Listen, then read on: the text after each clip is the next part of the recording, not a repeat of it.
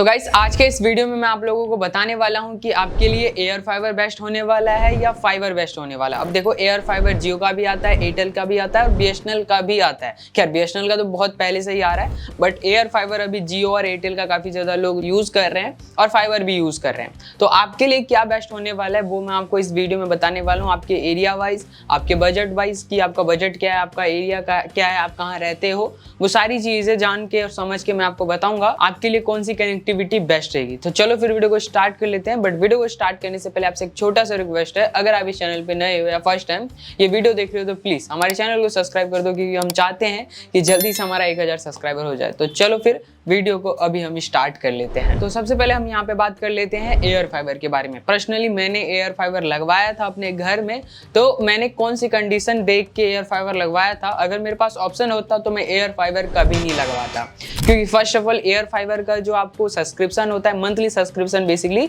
इनका होता है। और अगर आप यहाँ पे बेसिक प्लान लेते हो एयर फाइबर में, जियो का मैं बात कर रहा हूँ, एयरटेल का नहीं, एयरटेल का तो फिर इससे थोड़ा एक्स्ट्रा होता है, आपको यहाँ पे देना पड़ता है 800 के आसपास उनका मतलब सब्सक्रिप्शन प्लान होता है। बेसिक, मैं बेसिक की बात कर रहा हूँ। सो बेसिक में आपको यहाँ पे जो है 30 Mbps की स्पीड मिलती है और 1000 GB आपको पर मंथ मिलता है। तो ये बेसिक प्लान है। अगर इससे ऊपर लेते हो तो यहाँ पे आपको और पे करने होते हैं, 1000, 2000, 3000 तक भी आपका यहाँ पे प्लान जाता है। तो ये ओवरऑल आपके ऊपर डिपेंड करता है कि आपको यहाँ पे कौन सा लेना है। जब मैंने लगवाया था जियो एयर फाइबर तो मैंने बेसिक प्लान लिया था, जहाँ पे मेरे को 706 रुपये पे करने पड़ रहे थे और 30 Mbps की स्पीड मिल रही थी और 1000 मेरे को यहाँ पे मंथली मिला था, जो कि यूजुअली मैं यूज नहीं कर पा रहा था। बहुत ज्यादा होता है, अनलिमिटेड ये बस आपको बताते हैं, बट कुछ सबकी एक लिमिट्स होती है। एक आप मंथ में 1000 GB ही यूज कर सकते थे 30 Mbps के साथ। और साथ साथ आपको एक सेट टॉप बॉक्स भी देता है, जिसमें आपको 18+ OTT चैनल होते हैं, जैसे कि हॉटस्टार हो गया, नेटफ्लिक्स हो गया, और भी काफी सारे चैनल होते हैं। जब मैंने जियो का एयर फाइबर लिया था, और सेम इसी तरीके से आपको एयरटेल में भी मिल जाता है, बट 100-200 रुपये आपको एक्स्ट्रा पे करने होते हैं उसी सेम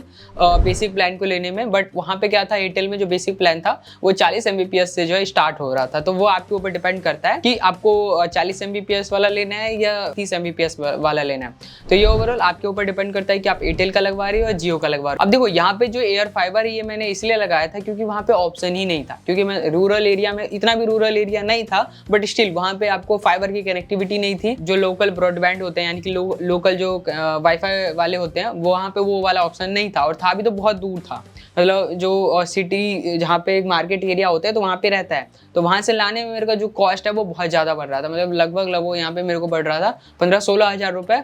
और इतना मतलब मेरे लिए वो आए, और फिर अगर कहीं वायर कट जाता है, कुछ हो जाता था, तो थोड़ी दिक्कत हो जाती है। तो दैट्स वाई मैंने सोचा कि एयर फाइबर लगवा लेता हूँ। जियो एयर फाइबर इंस्टॉलेशन के लिए मेरे को 2300 रुपये देने पड़े। इंस्टॉलेशन चार्ज मेरे को नहीं देना पड़ा, 3 महीने के लिए मैंने 2300 रुपये पे कर दिए, जो कि मंथली बेसिस पे 2700 आसपास जो है बैठ रहा था, और कुछ GST और एड करके उन्होंने 2300 रुपये का इंस्टॉलेशन कंप्लीट करवा दिया। ठीक है, ओवरऑल ये था जियो एयर फाइबर इंस्टॉल करवाने के लिए। बहुत ज़्यादा महंगा था मेरे लिए, क्योंकि 706 रुपये पे करना पर मंथ, ये थोड़ा सा तो मेरे को ज़्यादा लगता था एज कम्पेयर जब मैं दिल्ली में रह रहा हूँ। तो यहाँ पे मैं लोकल ब्रॉडबैंड जो है मैंने कनेक्ट करवा रखा है, लोकल जो वाईफाई प्रोवाइडर, तो उसी से मैंने लिया है। और यहाँ पे जो मंथली है मेरे को 350 रुपये पे करने होते हैं। 100 Mbps की स्पीड मिलती है, और यहाँ पे कोई मतलब ऐसा नहीं है कि इशू आता है, कोई अगर वायर कट गया, अगर 1-2 घंटे के लिए अगर मिस भी हो जाता है तो आके वो ठीक कर देते हैं। कोई भी इशू आता है मैं कॉल कर लेता हूँ, वो आके ठीक कर देते हैं। बट जहाँ पे मैं रह रहा था वहाँ पे आने में, फिर वो ठीक करने में बहुत ज़्यादा टाइम लग रहा था। तो ये सारी चीज़ें तो मेरे को फेस करनी पड़ी। इसी के कंपेयर में जो एयरटेल और जियो का फाइबर है, यानी कि जो वायर से आता है,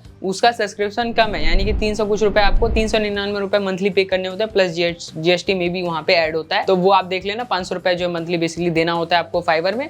और इसी तरीके से अगर आप एयर फाइबर लगवाते हो तो आपको 200 रुपये लगभग एक्स्ट्रा देने होते हैं। अगर आपके एरिया में फाइबर की कनेक्टिविटी है तो यहाँ पे आप ट्राई करना कि आप यहाँ पे फाइबर ही लगवाओ, या अगर लोकल वाईफाई प्रोवाइडर है तो वो लोकल वाईफाई प्रोवाइडर ही लगवाओ, क्योंकि वो ज़्यादा इजी है, क्योंकि वहाँ पे सर्विस थोड़ी इजी हो जाती है। आप डायरेक्ट जाके भी वहाँ पे जो है बोल सकते हो कि मेरे एरिया में वाईफाई नहीं आ रहा है, तो वो आके आपके वाईफाई को फिक्स कर देंगे। तो ओवरऑल इस वीडियो का कहने का मतलब ये है कि आपके पास ऑप्शन क्या है। अगर आपके पास ये तीनों ऑप्शन है, लोकल वाईफाई प्रोवाइडर है और फाइबर का कनेक्टिविटी है एयरटेल जियो, और अगर आपके पास एयर फाइबर का भी कनेक्टिविटी है, तो मैं आप रिकमेंड करूँगा कि जो लोकल वाईफाई प्रोवाइडर है उसको आप यहाँ पे अप्रोच करो अपने इंटरनेट को यूज़ करने के लिए। और ट्राई करना कि अगर वो नहीं आपको दे रहे हैं वाईफाई, या तो फिर जियो के लिए जाओ, जियो का थोड़ा सस्ता होता है एज कम्पेयर एयरटेल, तो आप जियो का फाइबर लगवा सकते हो, और अगर आपको उस एरिया में जियो का नहीं मिल रहा है तो आप एयरटेल का फाइबर लगवा सकते हो। और बहुत ही रेयर चांस में अगर एयर फाइबर ही आपके पास, तो फिर वो लास्ट ऑप्शन है। तो ओवरऑल कहने का मतलब ये है कि अगर आपके पास लास्ट ऑप्शन ही एयर फाइबर है तब तो वो आपको लगवाना ही पड़ेगा। बट अगर आपके पास इतने सारे ऑप्शन है तो मैं आपको फिर अगेन बोल रहा हूँ, लोकल वाईफाई प्रोवाइडर जो होते हैं उसके पास जाओ, वो आपको थोड़े सस्ते में दे देते हैं, अच्छी स्पीड भी देती है और सर्विस क्वालिटी भी अच्छी होती है। सो ओवरऑल यही था मेरा इस वीडियो का बनाने का मकसद, कि आपको समझ में आ पाए कि आप कौन सा जो है कनेक्टिविटी लो जिससे आपको सस्ता भी पड़े, ज्यादा ऐसी प्रॉब्लम भी ना क्रिएट हो। अभी पर्सनली जो मैं यूज कर रहा हूँ, मैं लोकल वाईफाई प्रोवाइडर से ही जो है मैं अपना इंटरनेट ले रहा हूँ। काफी अच्छा सर्विस है और काफी अच्छे से मैं इंटरनेट को भी यूज कर पा रहा हूँ। बाकी आपका क्या विचार है इसके ऊपर इस वीडियो के कमेंट सेक्शन में जरूर बताना। मिलते हैं किसी नए वीडियो में, जब तक के लिए बाय एंड टेक केयर।